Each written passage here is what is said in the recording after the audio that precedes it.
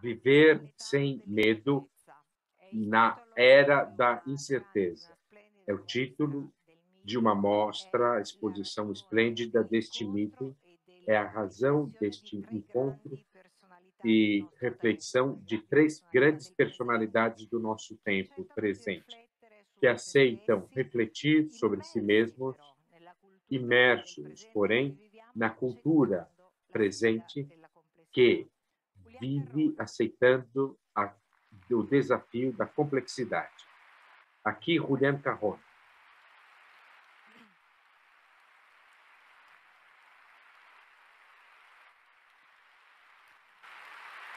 E in collegamento. É conectado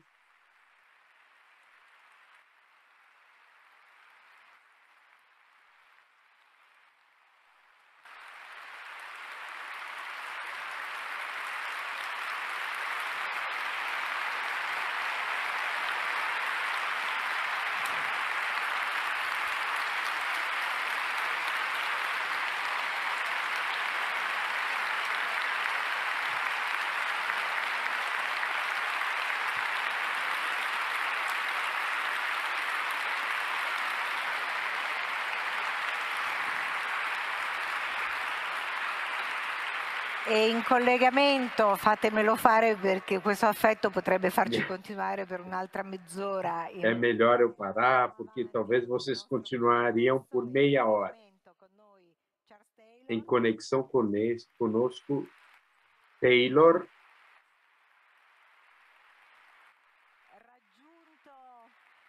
que nos alcança alcançado pelos aplausos e afeto do meeting, e Robin Williams.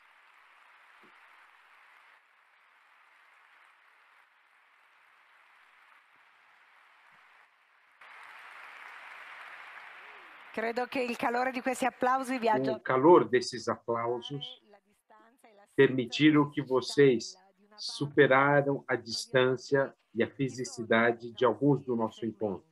Quem são as nossas pessoas?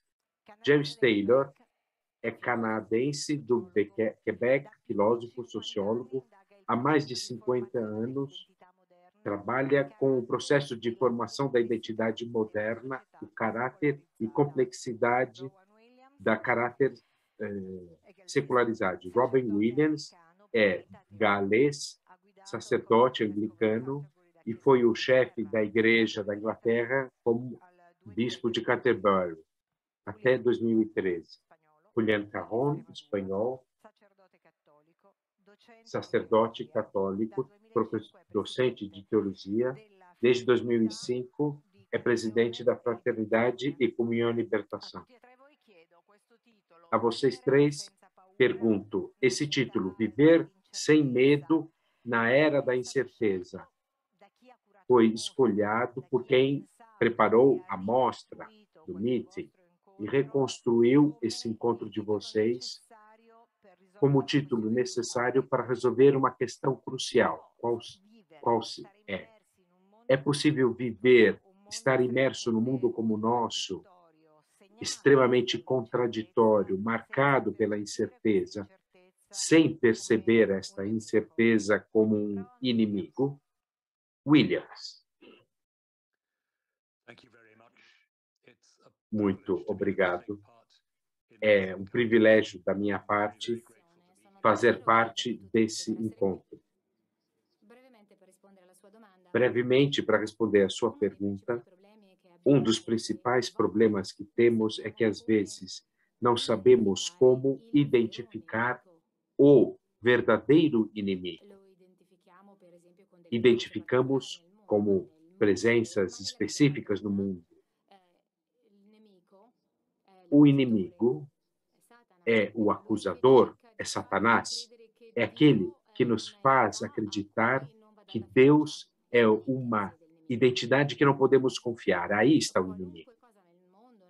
Qualquer coisa no mundo, na nossa vida, que indica que Deus é uma entidade no qual não confiar, é o inimigo. para enfrentar o inimigo espiritual, temos que sempre nos colocar essa pergunta: como podemos discernir aquelas coisas que nos tentam, que nos fazem não confiar em Deus, do diabo, Satanás, que nos diz constantemente que não podemos confiar em Deus, temos que confiar de nós mesmos, temos que pensar no fato que somos os únicos que temos a responsabilidade do universo caminhar para frente. Esta é a maior das mentiras em que podemos encarar.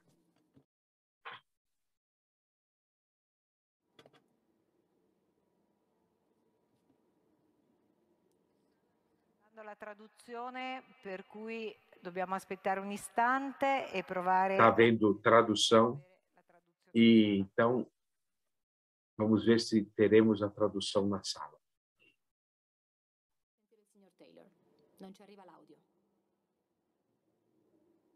Não estamos ouvindo o Sr. Taylor. Ah, agora sim, agora sim. L'audio di Charles Taylor e ovviamente sono dei collegamenti che uniscono queste tre persone da tre lati del mondo. I think I can. Dunque, credo che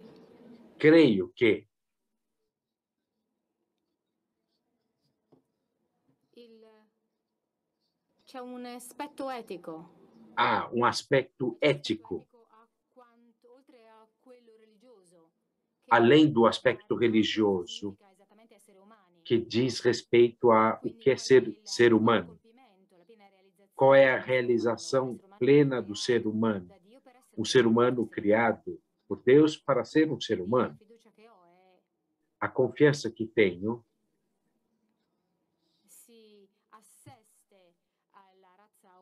se cabe à raça humana, que se realiza só se dá conta quem nos fez, quem nos realizou.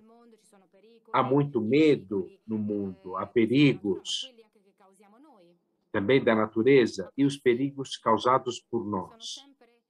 Mas estes são acompanhados sempre por um senso do que nós deveríamos ser. No mundo, vemos que há massacres, atrocidades.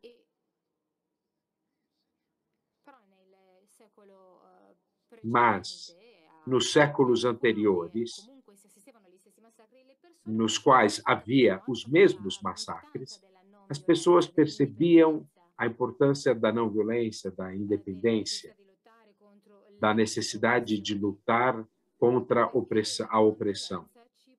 Porque a não violência pode, obviamente, levar-nos mais proximamente àquilo do que somos destinados a ser. Tendo bem presente o conceito que fomos educados por Deus para isso. Esse tipo de educação ainda não acabou, há muito a ser realizado. Isso diz respeito também ao homem de hoje. Os medos, sim, mas o que é mais importante hoje é um senso de envolver-se. Carrom, essa incerteza. É uma inimigo ou dá para a gente viver com ela? A alternativa de perceber a alternativa como inimiga é percebê-la como uma oportunidade. Nós percebemos como inimigo porque, de alguma maneira, pensamos que já a conhecemos e que ali não existe nenhuma gota de novidade a ser descoberta, qualquer possibilidade de conhecimento novo, alguma oportunidade de fazer uma aventura que ainda não sabemos como irá terminar. Quando a pessoa aceita o desafio de algo que uma preocupação, uma pergunta, aí então a questão é se somos capazes, como diz Hannah Arendt, de fazer qualquer crise, qualquer incerteza tornar-se uma ocasião, uma oportunidade de fazer-nos novas perguntas. Se seguirmos as perguntas, abrem-se possibilidades, porque estas perguntas limpam muitos fatos que nós pensamos que eram já certos, seguros, e acabam por nos abrir a novas descobertas. Nos fazem descobrir, talvez, a oportunidade de algo mais essencial para viver. A única questão é se somos leais de segui-las, sem nos deixar bloquear pela incerteza, pelo medo. É isso que está emergindo nesta situação de incerteza. Eu vi a exposição, a mostra que alguns dos nossos amigos prepararam sobre as séries de televisão. Nesta situação de descomposição do ser humano, aparece essa irredutibilidade última da pessoa, que desencadeia todas as exigências de significado, que talvez, numa época mais achatada, mais tranquila, sem desafios, não teriam emergido. Há um dado de fato. Carron diz dessas desafios, talvez a gente não tivesse sentido tão fortemente se não tivesse havido aquilo da pandemia no último ano e meio, que se tornou um confronto corpo a corpo com o medo. Então, eu gostaria de perguntar a vocês, Williams, na opinião do senhor, hoje, também vindo dessa experiência, é possível viver sem o medo? Ou precisamos fazer algo diferente?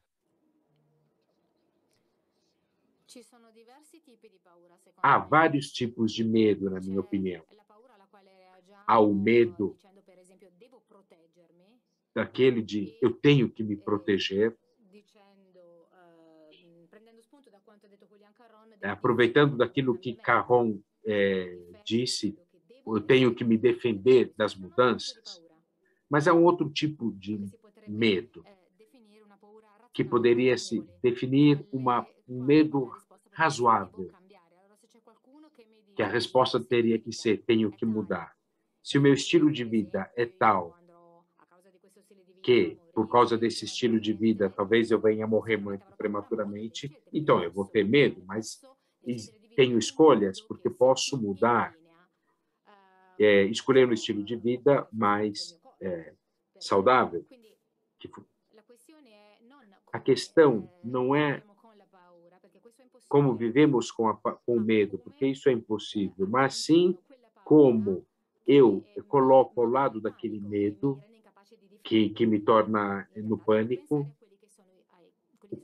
Eu tenho que pensar as mudanças que eu tenho que tomar com a graça de Deus, com o apoio de Deus, para que isso se torne possível. Não vivemos sempre sem medo. O medo é uma das coisas de nós vivos, mas temos que estar focados na vida, ao invés de ficarmos presos, imutáveis. Temos que usar o medo de uma forma construtiva, uma abordagem bem diferente. Carron.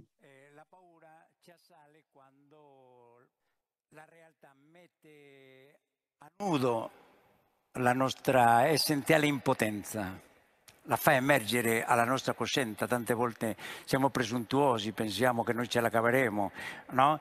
A realidade nos coloca nus.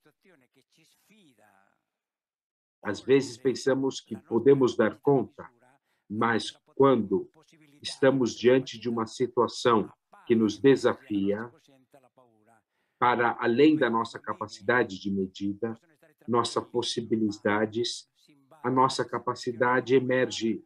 Aí, então, emerge na nossa consciência o medo. Pensemos nas crianças.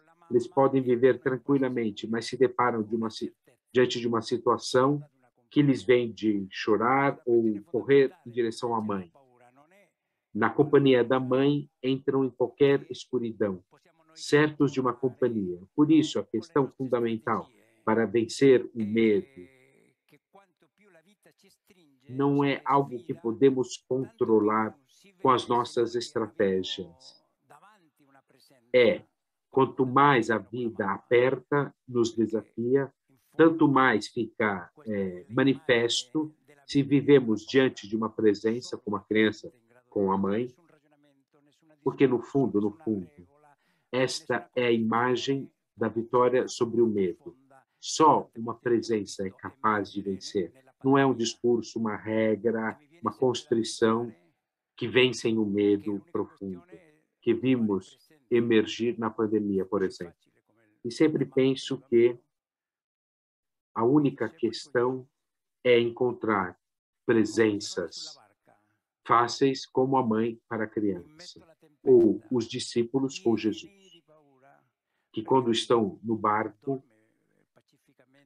no meio da tempestade, cheios de medo, porque ele dorme pacificamente sobre um travesseiro, ele acorda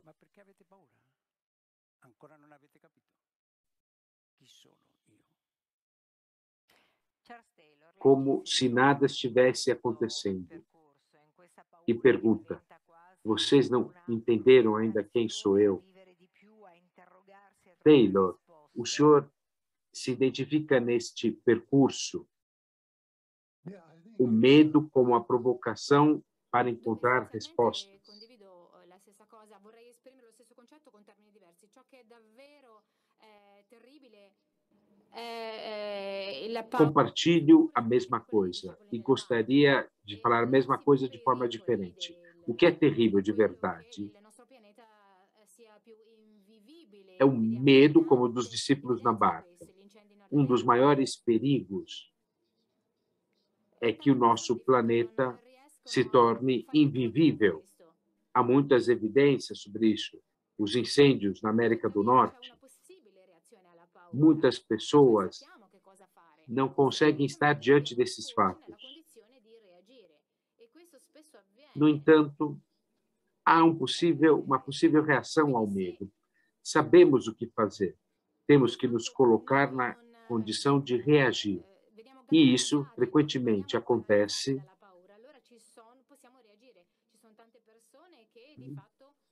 se, de fato, se não ficamos paralisados, podemos reagir. Há muitos que são capazes de vencer esse tipo de medo. E nós podemos fazê-lo também seguindo algumas medidas. Por exemplo, respeito. O medo, assim, pode até se tornar motivação para dar um passo a mais.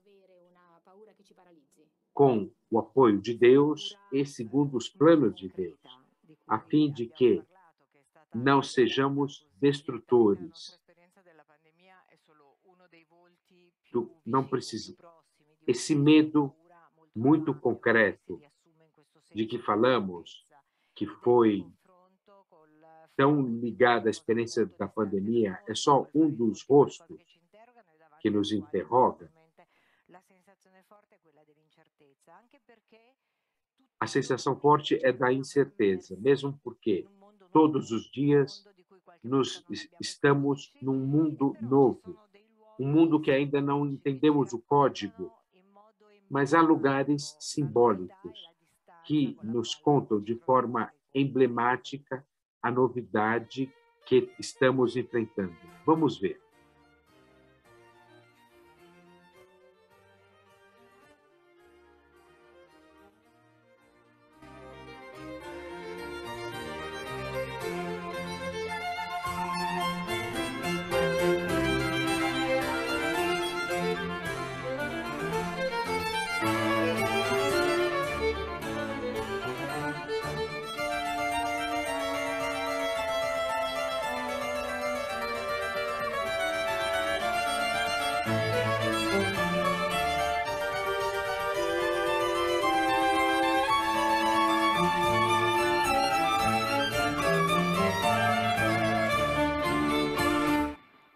Ecco, Charles Taylor, queste immagini sembrano dirci una cosa precisa, che siamo diventati... Taylor, estas imagens parecem nos dizer algo bem preciso, que nós nos tornamos uma sociedade descristianizada, ou como o senhor mesmo define, na era secular. Queria um exercício do senhor quase impossível. Consegue me explicar em 1 minuto o que é essa era secular que o senhor escreveu nesse livrão? In realtà ci posso impiegare un minuto, sì.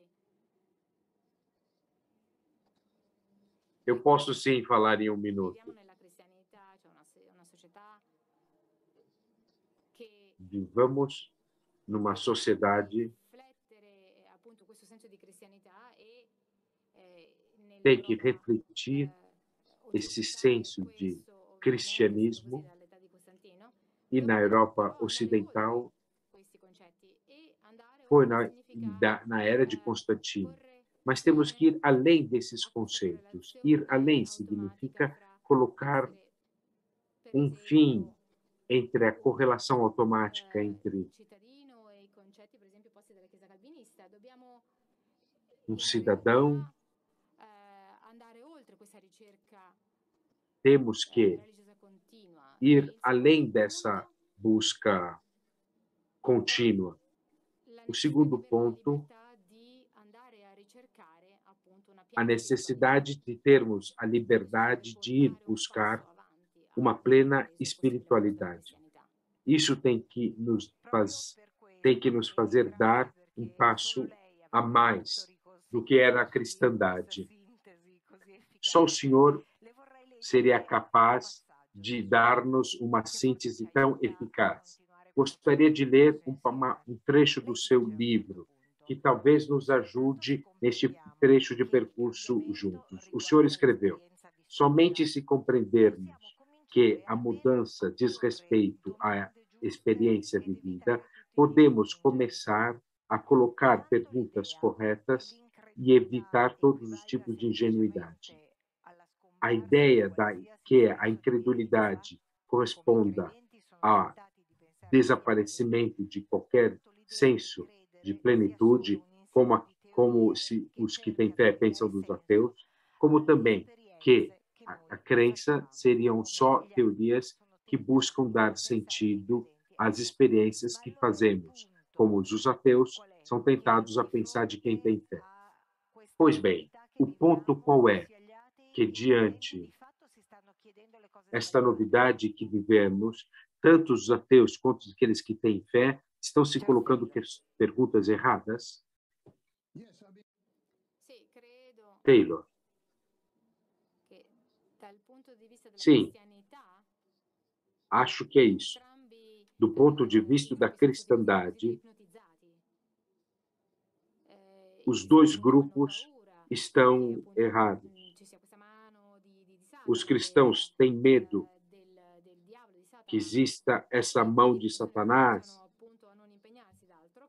do diabo, e as pessoas começam a não se empenhar. Do outro lado, há o mesmo erro na parte dos ateus, dos que não têm fé, que dizem: sempre há mais pessoas que não seguem mais a igreja. Há essa mudança extraordinária que está acontecendo. Uma série de questões espirituais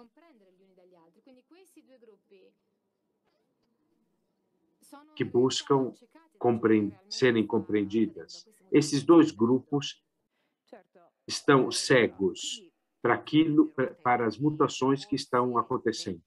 Carrone, é possível ser um tema de partirmos de pressupostos errados, perguntas erradas? Acho que isso também aconteceu. Como disse o Taylor, muitas vezes partimos não da experiência vivida, mas cada um constrói para si uma imagem, uma ideia do que seja a realidade, ou do que seja o cristianismo, ou do que é a vida sem ele. A questão é, existe algo que nos permite fazer uma experiência comum? A pandemia, acho que foi uma ocasião que permitiu a todos de fazer uma experiência compartilhada. Não é que alguns tiveram a pandemia e outros não.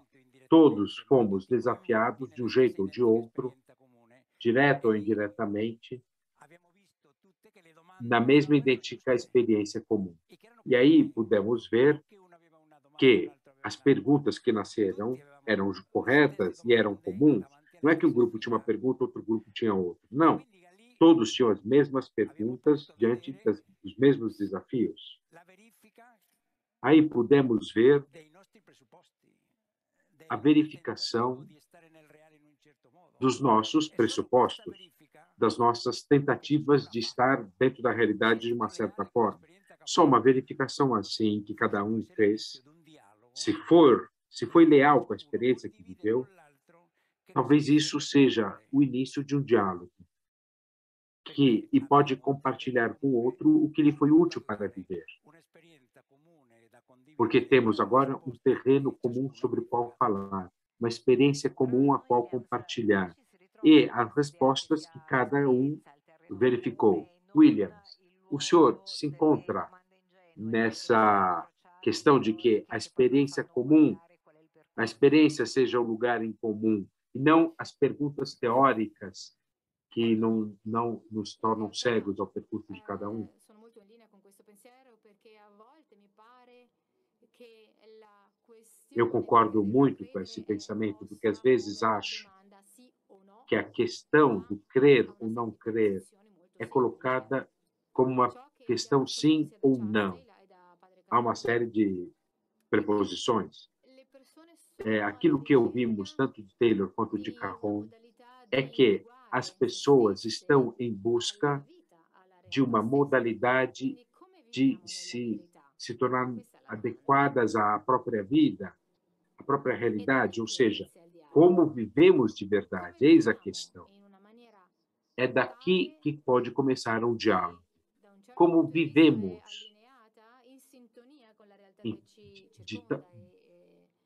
que possa estar em sintonia com a realidade ao nosso redor e com Deus. Como conseguimos reconhecer efetivamente quem somos, que tipo de ser humano somos. Como criamos relações verdadeiras com os outros. Portanto, usando a palavra de Taylor, para não ficarmos paralisados. Sim, acho que está certo que colocamos perguntas erradas e não vivemos o suficiente para encontrar as perguntas que deveríamos nos colocar. Isso é uma das questões que os que não têm fé têm que enfrentar. Temos que sentar e escutar. Acho que há muita sabedoria na fórmula usada por um dos grandes pensadores gregos contemporâneos, quando disse em Atenas, ele diz, temos que recordar que a cristandade não é um sistema religioso, tem a ver com habitar o corpo de Cristo, ou seja, viver na igreja. E a igreja não é uma instituição, mas a realidade espiritual que nos coloca em contato com a realidade. Viver dessa forma pode nos fazer ir à frente. Viver com a realidade, esse é o tema. Fazer perguntas e compreender o valor da própria liberdade, no momento, porém, em que a palavra liberdade leva a abordagens muito distantes da que a gente costumava pensar, adquirindo rostos que aumentam a nossa incerteza. Vamos ver esses rostos.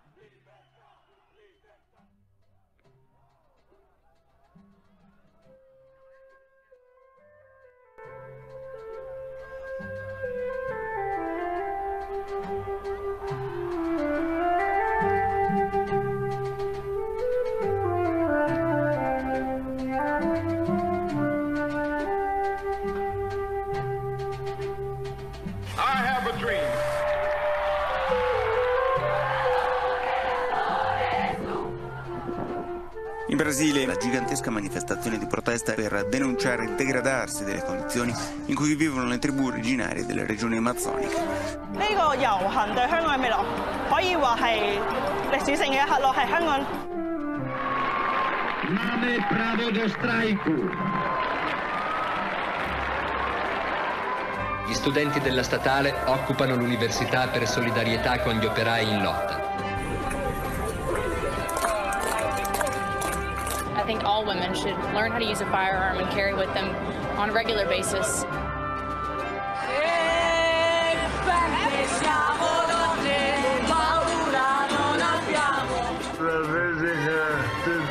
Al difensore che soffro, io posso morire e cose forti. È la sfida più grande del secolo, è la sfida più grande che i giovani abbiano mai dovuto affrontare. Sono piante naturali, come lo è il peperoncino, come è la frutta. Siamo contro l'Europa perché è la mancanza di democrazia, è contro i popoli, è per affamare i poveri. Tutti i governi sono sottomessi da questa oligarchia transnazionale pedosatanista. I thank the pasta and the sauce and the meatballs. Will they provide me with all my needs? Amen.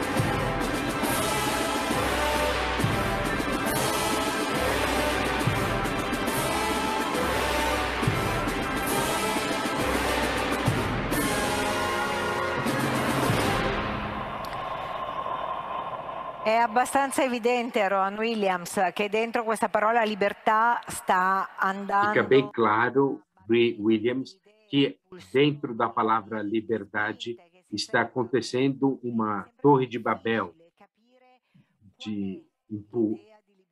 se torna sempre mais difícil compreender qual é a ideia de liberdade que os homens do nosso tempo vivem.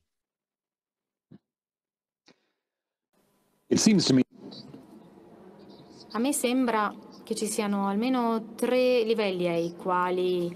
Eu acho que há pelo menos 3 níveis nos quais podemos colocar a liberdade. A liberdade mais imediata, liberdade de ter, de adquirir. Tenho que ter liberdade para obter e manter o que eu quero, desejo. Quando uma pessoa lhe é pedido pensar nisso, dizem, talvez não seja tudo aqui, talvez não seja o conceito correto de liberdade. E começo a falar de uma segunda liberdade, uma liberdade de ser o que são. Trata-se de uma questão moralmente séria. Nesse contexto social, tenho a liberdade de ser o que eu acredito ser, mas também não é esta a última palavra. Porque se fomos feitos à imagem de Deus, ser humano significa ser livre para dar a vida. Eu diria que o conceito de liberdade, significativo per noi esseri umani, ha a che fare que con é mais compreensivo, totalizante, tem a ver com como nós cremos e protegemos e nutrimos essa nossa liberdade de dar a vida. Pergunto-me se isso é algo que nós cristãos temos que conversar mais, enfrentar mais. Não só a liberdade de ter ou a liberdade de ser, mas é também a liberdade de viver plenamente a imagem de Deus. Eu suspeito que, se pusermos esta questão, mais pessoas do que pensamos irão conversar, falar dessa última liberdade, a liberdade de dar a vida aos outros. Quando alguns, por exemplo, João Paulo II, falou da cultura da morte, às vezes a pessoa disse que era um pouco dramática, mas foi um apelo que diz a respeito ao fato de que temos que ter um senso radicalizado de liberdade autêntica. Essa liberdade generativa que recebemos de Deus e que podemos exercitá-la à imagem de Deus. e fomos liberados para exercitá-la graças a Jesus Cristo. Williams, uma liberdade que vai além de ter e ser, uma liberdade que é capaz de dar a vida ao outro e amplia o olhar, que é o oposto da liberdade que, às vezes, podemos escolher por comodidade e confiar em alguém que confie, que decida por nós. Eu queria que ressoasse aqui o que ouvimos em Dostoiévski, os irmãos Karamazov, naquele trecho do livro que ele fala do grande inquisidor. Um outro livro que cito hoje, palavras que ecoam um sentido de liberdade. O que o grande inquisidor de Dostoiévski dizia? Nós iremos convencê-los que eles vão ser livres só se renunciarem à liberdade deles em nosso favor e se submeterem a nós. Eles mesmos irão ficar convencidos que temos razão, porque irão lembrar que escravidão e que inquietude, a liberdade, a tua liberdade, com T maiúsculo, tua liberdade, lhes conduziu. Taylor, quanta coragem é necessária para decidir não entregar a própria liberdade a um poder que diz que garante tudo, e, ao contrário, decidir dizer eu e prestar contas com a própria liberdade. C'è un qualcosa di paradossale in questo, che Rowan ha sicuramente evidenziato. É paradoxal isso. A realidade, a liberdade real não tem tanto a ver com a escolha.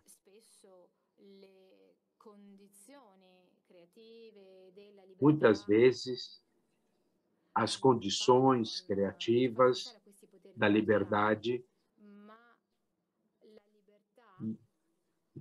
nos fazem pensar em poderes de ditadores, mas o que Dostoiévski nos propõe que desenvolvamos é algo a ser exercitado por um outro sentido de necessidade. A mim é pedido ser um certo tipo de ser humano, porque é algo que a minha natureza me impõe. Eu sou escolhido ser de uma certa forma. Em outros níveis, a tentação, por exemplo, agir de forma errada, algo que Dostoiévski descreve muito bem. E há muitos grandes inquisitores atualmente. Instituições que dizem, eu vou te proteger, basta que você obedeça a estas regras, comece a viver segundo esse padrão, eu vou te liberar, eu vou te libertar. Mas isso não depende da nossa escolha, porque a verdadeira liberdade depende de algo que nos é pedido por Deus. Caron, de forma simples, o que é mais simples?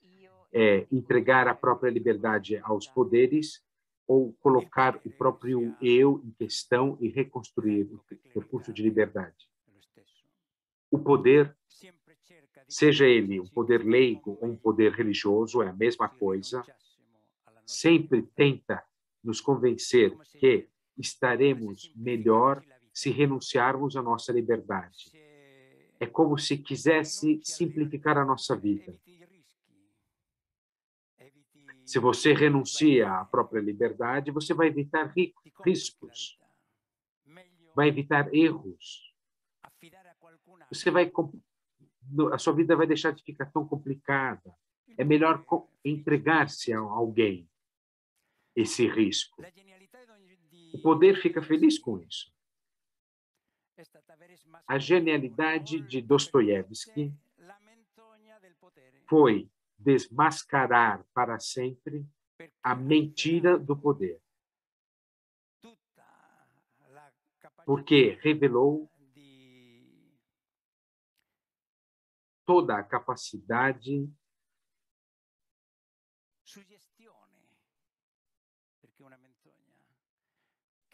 sugestão por ser uma mentira. Uma proposta assim capaz de oferecer a cada um de nós que nos deparamos com riscos. Mas vou sempre lembrar de uma frase de Jussani: uma salvação que não fosse livre seria ainda salvação? Por isso daqui fala o quanto essa proposta é mentirosa. A proposta que Dostoiévski finalmente revelou. Ao mesmo momento, a liberdade não é só uma questão de coragem, porque nós não podemos nos dar coragem. O que é, então, a liberdade? O que nos torna livres? Que tipo de experiência somos chamados a viver para não nos submetermos aos poderes, às sereias do poder?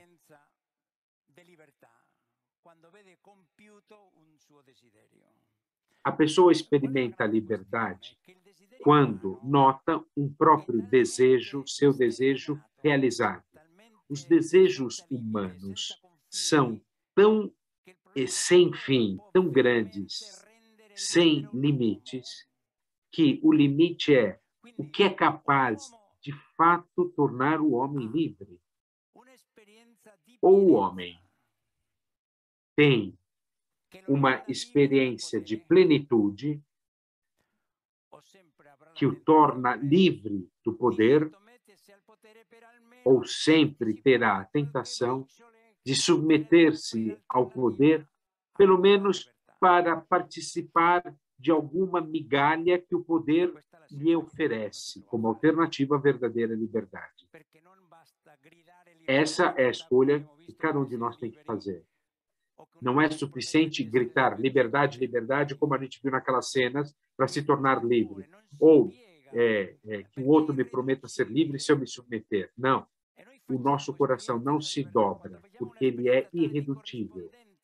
Nós fazemos a experiência da liberdade quando experimentamos tal experiência de correspondência, de plenitude, que isso nos torna, de fato, livres do poder. Do poder de qualquer âmbito, poder no trabalho, na família, na igreja, nas circunstâncias, de qualquer situação em que o homem é desafiado. Porque é fácil, em certas situações, dizer que se é livre, mas, no final das contas, somos livres só no nosso quartinho, onde ninguém nos perturba. Eu quero ver sermos livres na realidade, onde somos desafiados. Portanto, ou a pessoa faz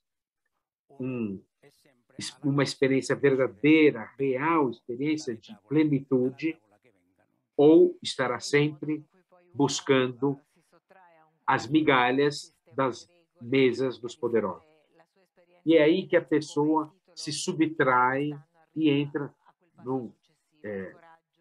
E o título do meeting deste ano é exatamente a coragem de dizer eu.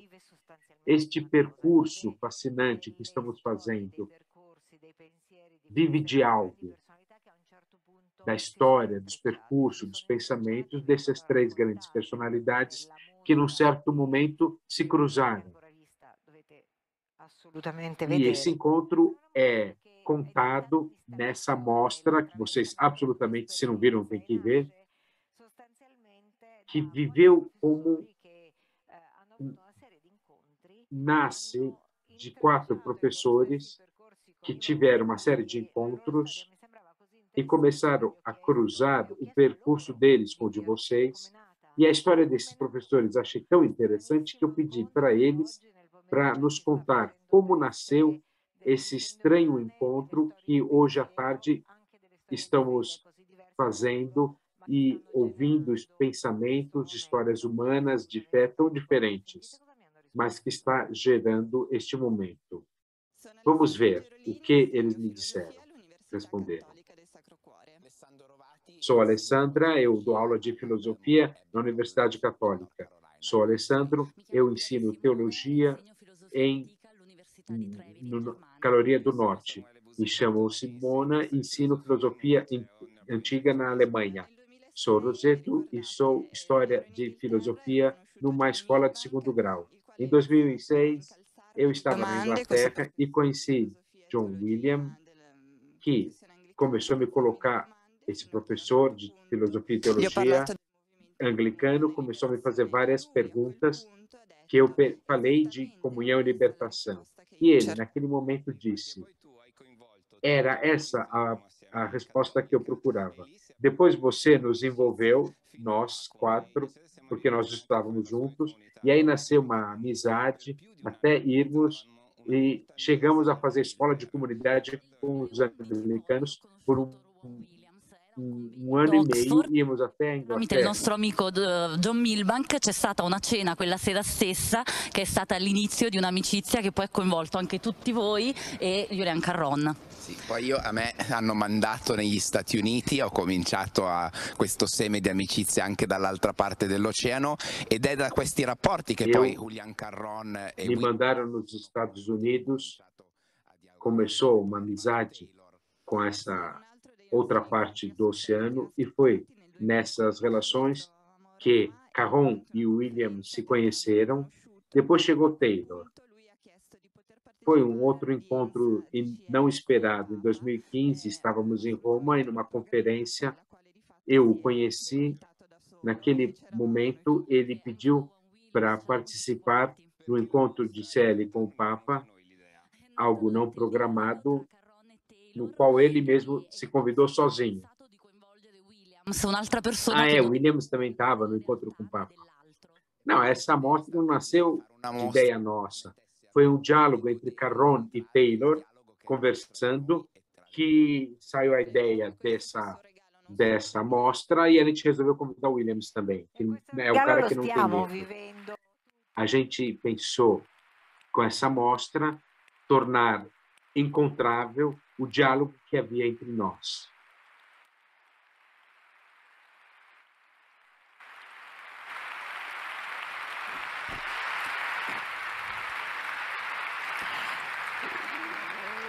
Lo stiamo vivendo tutti e non a caso. Estamos vivendo, vocês quiseram fechar a mostra com uma citação de Giussani, quando diz sobre a inevitável simpatia de pessoas que são presença. Gostaria de perguntar aos três se é verdade, porque temos que verificar se foi bem assim que as coisas aconteceram. E, principalmente, se vocês julgam isso como um sinal de uma possível esperança. Porque quando as experiências se cruzam e geram momentos, pensamentos, perspectivas, há dentro ali um pedaço de esperança. Taylor.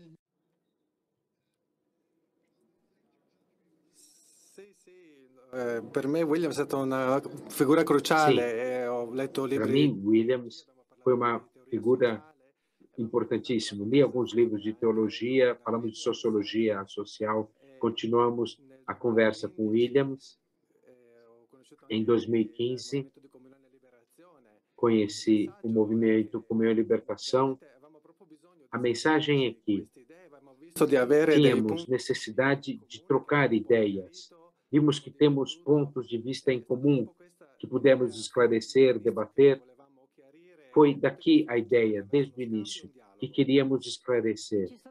Queríamos esclarecer através do diálogo.